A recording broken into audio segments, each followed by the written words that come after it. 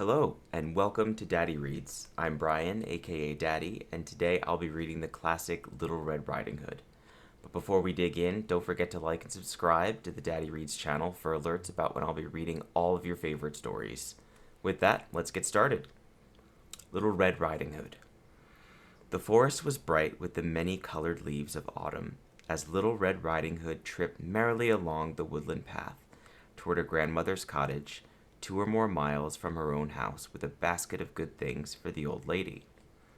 There were cheesecakes, honey, some oolong tea, gingerbread, and many little dainty tidbits that the good grandmother could not get in her faraway home. Little Red Riding Hood was a favorite child of the fairies, so no harm could ever come to her, and she was a friend of all the little songbirds in the wild wood, so that they came and twittered to her, and she talked to them in their own language as she went gaily on her way. "Good morning, Red Riding Hood," said the gaunt gray wolf as he stood in her path and sniffed at her basket. "What have you there?" "Some cheesecakes and sweets for Granny dear," said she. "So get out of my way and let me go on, for I must hurry." She did not like the hungry look of the wolf, nor the gleam of his cruel-looking teeth when he smiled and tried to look pleasant.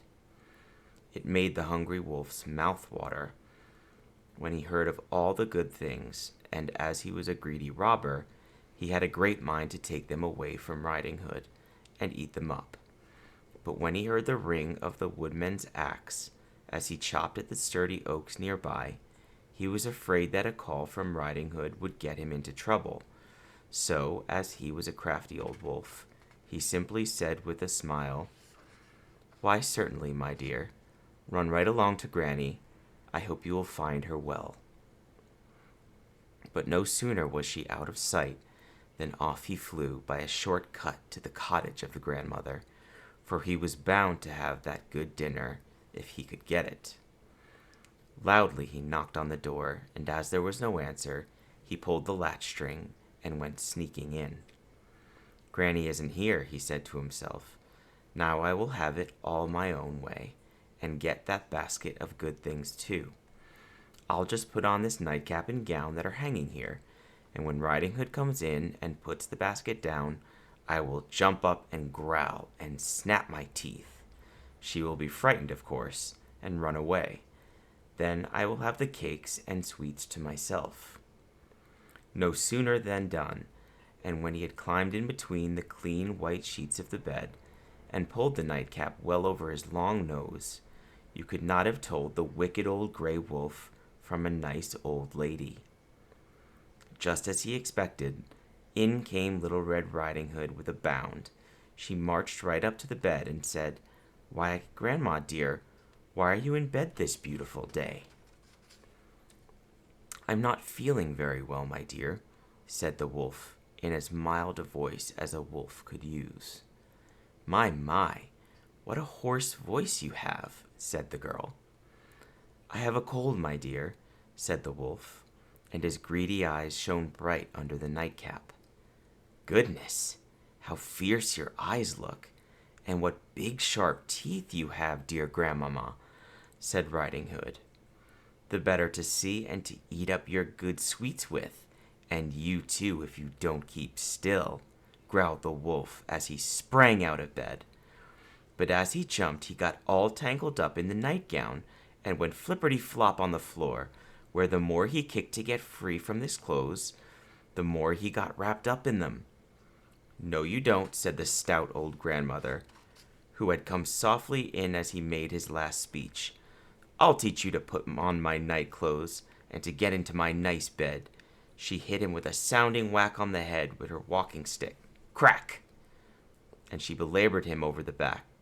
She got the sneaking old gray wolf up in a corner and beat him until he howled for mercy.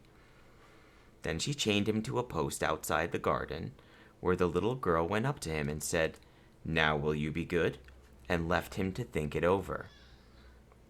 It was a jolly little lunch that the child and the old lady sat down to that day, with the cheesecakes and the sweetmeats from the basket that had been so nearly lost, and they lingered long over the teacups, chatting and trying to think of some way to reform the wolf. and make him useful.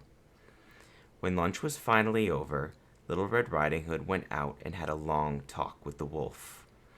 He seemed subdued by the beating, and he promised faithfully to be good and to always do as he was bid, if they would feed him and not tell the woodman about what he had done, for he was afraid that they would hunt him down and kill him if they knew that he had been so wicked.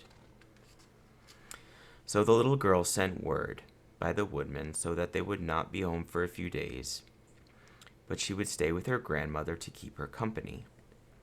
She then devoted herself to teaching the wolf to be good, useful, and amusing.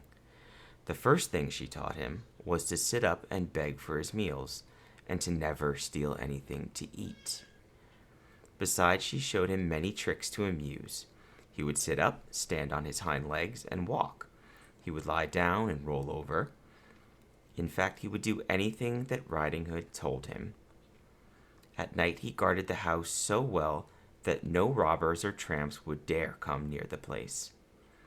When she was ready to go home, she hitched the wolf to a funny little cart the woodman had made for her, and bidding her grandmother goodbye, she started like a little princess in her carriage.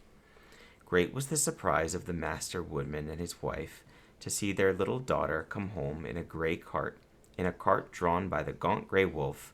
They greeted her with joy and treated the wolf well. Little Red Riding Hood named the wolf Towser, and sent him to his friends in the wild wood to tell them how well he was treated, and what a good time they had had at the home of Riding Hood. So many wolves came and lived in the cottages of the woodmen and farmers of that country, and proved to be useful. And it is to this little girl, and the olden time, so long ago, we owe our thanks for giving us that trusty and faithful friend, the dog. The end.